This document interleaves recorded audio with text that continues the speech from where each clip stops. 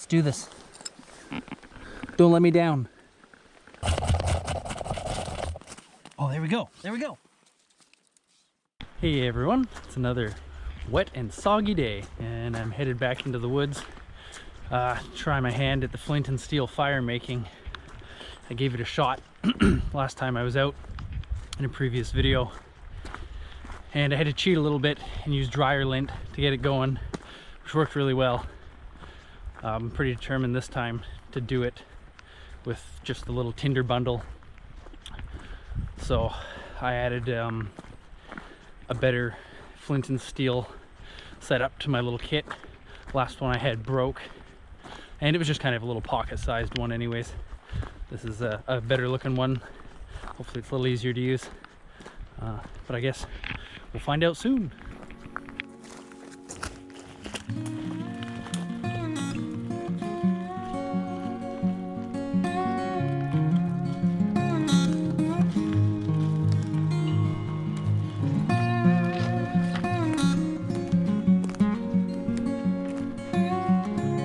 The whole forest floor in here is like a carpet of moss. It's very neat.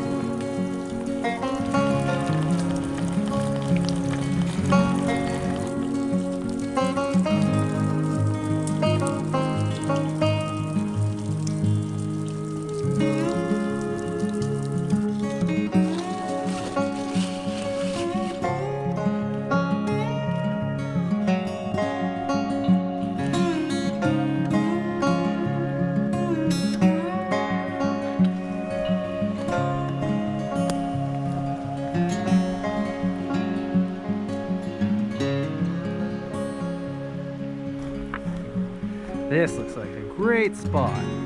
Yeah, this is great. Got the little stream right there. It's nice and open.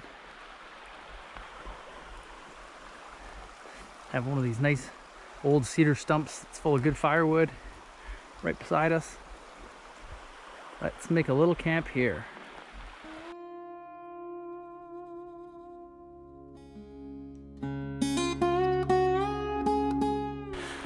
I'm gonna whittle myself some pegs to hold down the corners of the tarp.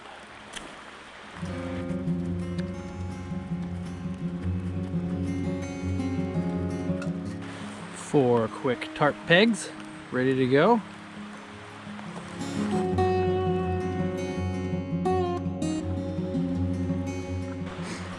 All right, come around back and we'll put the pegs in the back of this tarp.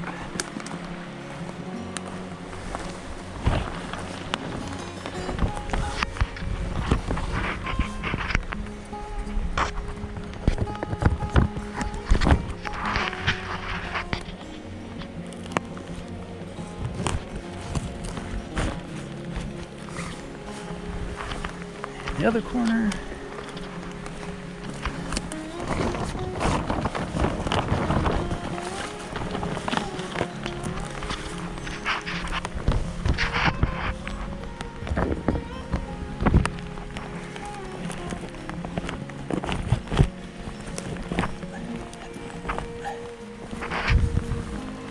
There you have it. Quick tarp shelter. Okay, I'm gonna collect some stones for a fire ring from over here by the creek. There's lots of stones in there. They're the right size. It's perfect. And then we'll set up the fire right there at the edge of the shelter. Perfect.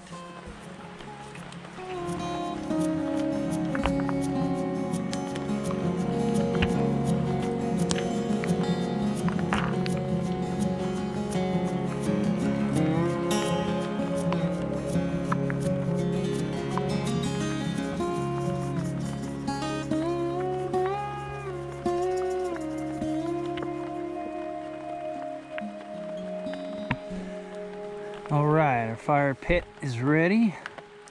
Let's go collect some firewood.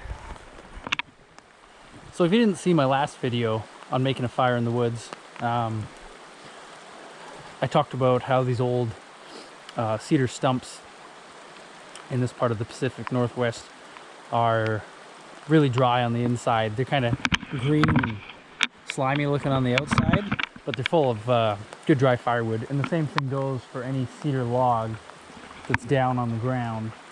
It'll be the same kind of a situation. So I'm gonna actually saw into that one maybe to get my firewood. That looks like an old cedar log. And I brought my silky saw.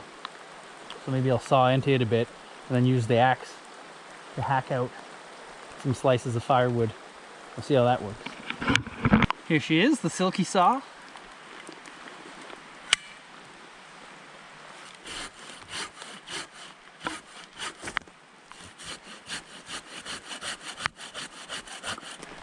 Now let's open her up and see what she looks like on the inside.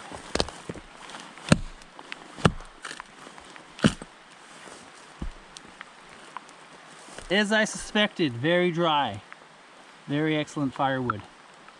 Just on the inside of this old cedar log that's probably been lying on the ground for 100 years.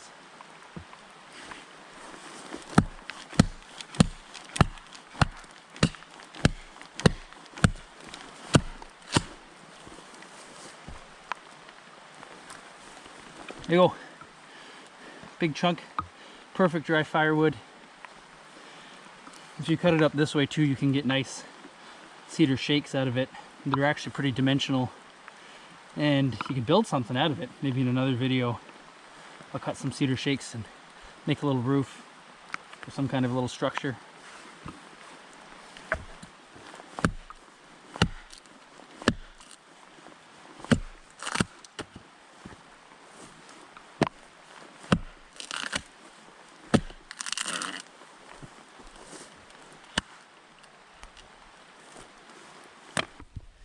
As you can see, this soaking wet, slimy old log, when you get just inside of it, just under the bark, super dry, beautiful wood. Most people would never guess looking at it.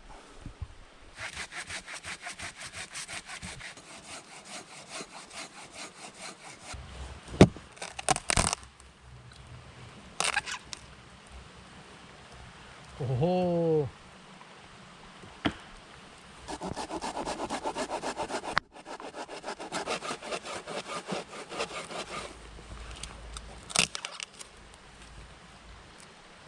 beauty.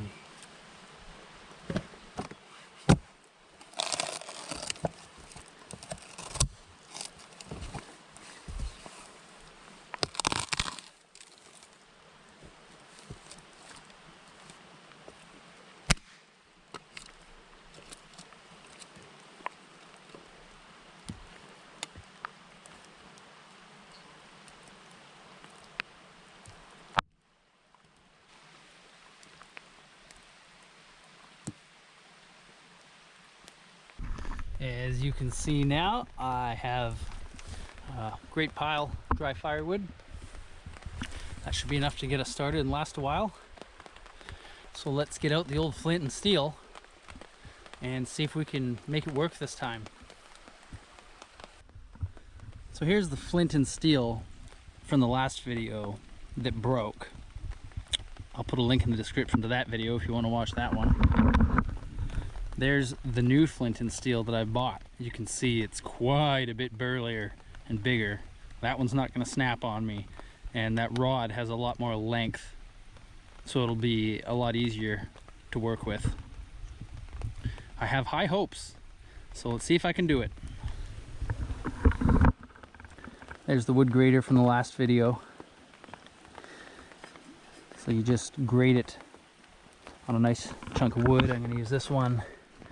I'm gonna go at it until this little box is full of sweet, sweet little tinder shavings.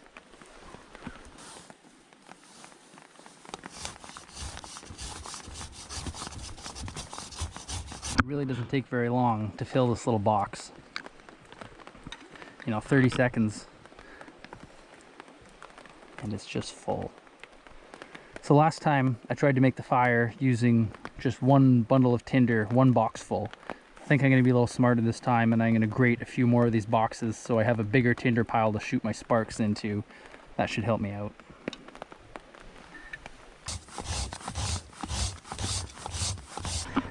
Okay, I filled that tinder box about 5 times, and that's my pile. It only took me about 3 minutes to make a pile that size. I think that's really going to help.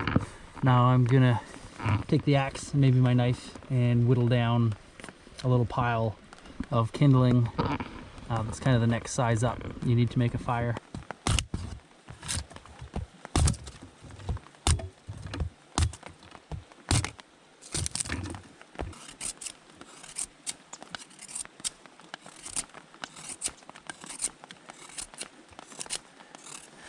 These wispy little knife shavings, those are perfect to go on right onto the tinder. If the tinder goes, it starts to ignite. These will be the next pieces. So here's our collection of kindling and starter wood, organized by size. From the tinder right up to the flakes and the bigger sticks and chunks. Once those ones are lit, I'll be able to put some of these bigger pieces on over here. Okay, I'm excited. See if I can make the flint and steel work. Let's do this. Don't let me down. Here's our precious tinder bundle. Much bigger than the last one, the last time we tried. My shaving's ready in case it takes light. Let's practice with this a little. Gotta get the angle just right. Okay.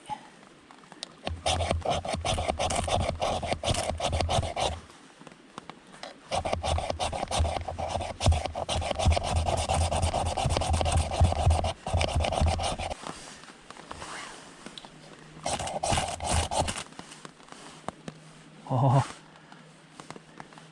wants to go.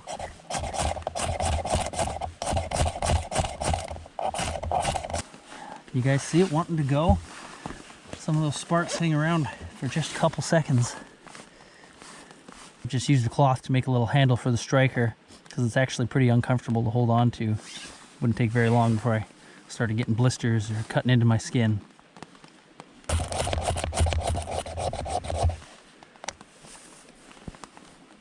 There, it's glowing. She's starting. Come on, baby, take. She's smoking. You guys see her smoking? Come on.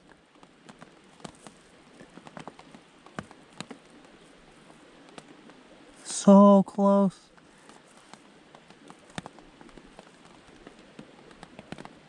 Oh, she went out.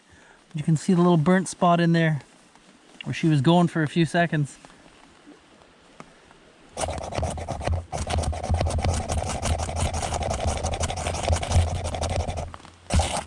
Whoa, those are huge sparks. That actually burned my finger a little bit when it hit it. Okay, that's the key.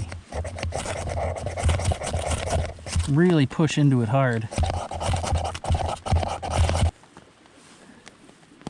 Oh, she was almost going. Come on.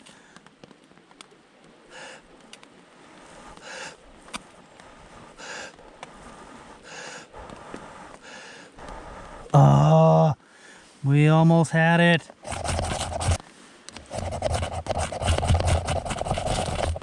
Oh, there we go. Gotta get on the next size up pieces real quick. That's gonna burn through so fast. Take, baby, take.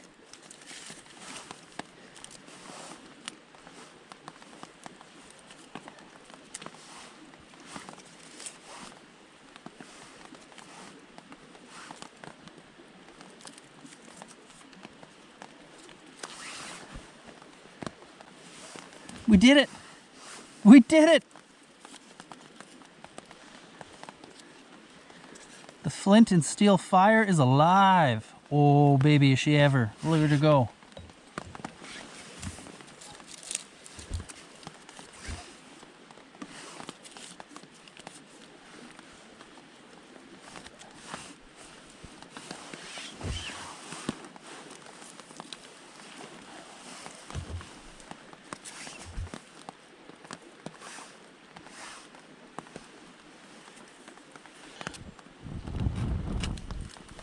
Okay. Ooh, it's getting big. I'm going to burn the camera. Better move it back.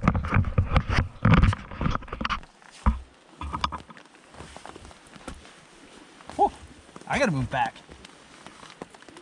Okay. Into the fire pit now.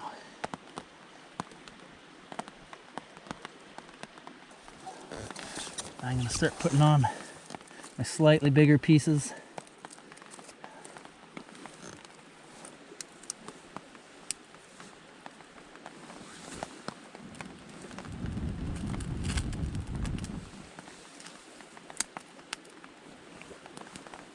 I'm so excited that that worked. That's the first time I've ever made a proper flint and steel fire. Just using wood for a base. Not cheating with the dryer lint like I did in the last video. And in the soggy old temperate rainforest to boot. And we've been having tons of rain, even snow. Everything is just saturated out here. She's crackling. It's always good if it's possible to start your fire on a nice dry plank of wood like this. It's not always feasible to get a big chunk like that to start your fire on. And if the ground's pretty dry, it doesn't matter as much. But if you can, it makes a big difference.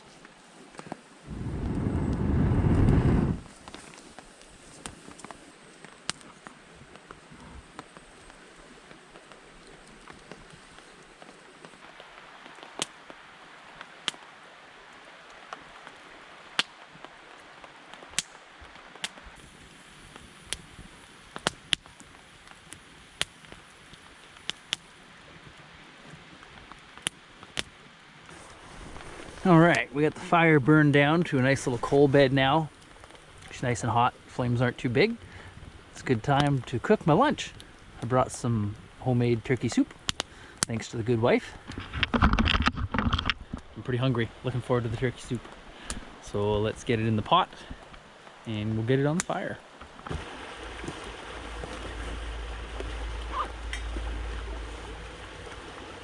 This is the pot from my cheap camping challenge video that I got from the thrift store. Worked really good, so I bought it out for this trip. It's got a nice thick base, it's good for putting on the fire.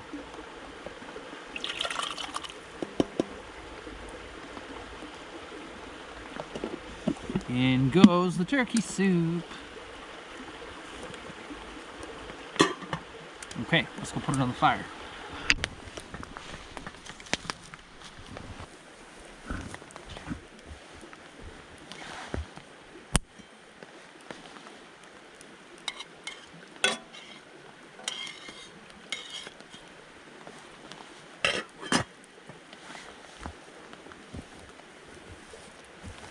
All right, the soup looks like it's done. Oh yeah, she's steaming away. Perfect. How hot is that handle?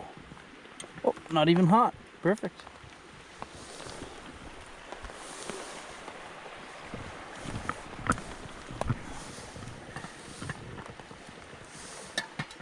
Let it cool off for a few minutes. Stoke the fire up a little.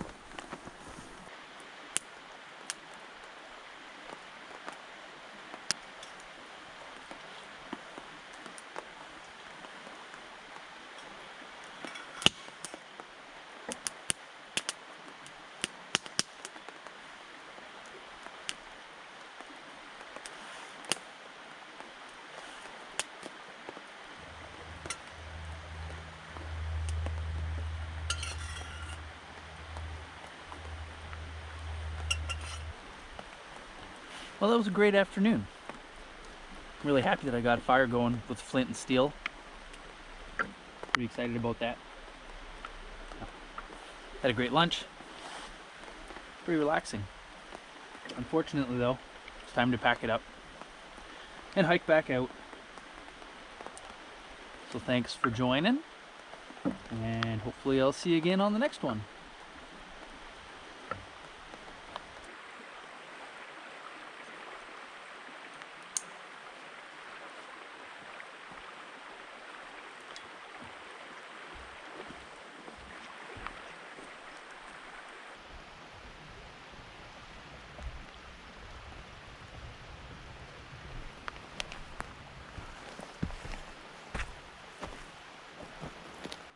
Check this out.